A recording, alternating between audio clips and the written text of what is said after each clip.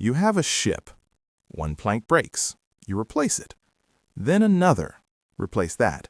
Eventually, every single part is replaced. Is it still the same ship? That's the Ship of Theseus.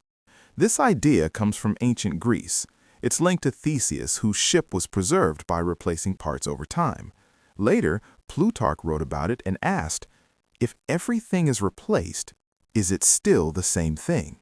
Start simple.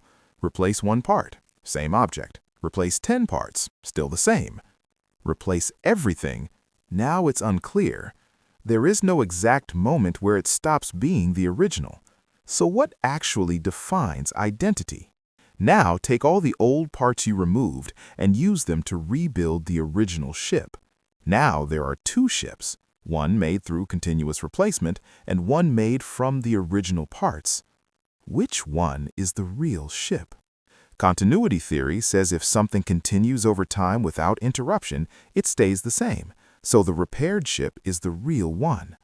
Original material theory says identity comes from the original parts, so the rebuilt ship is the real one. Another view says there is no fixed identity. We just assign labels to things. Now, apply this to yourself. Your body replaces cells constantly.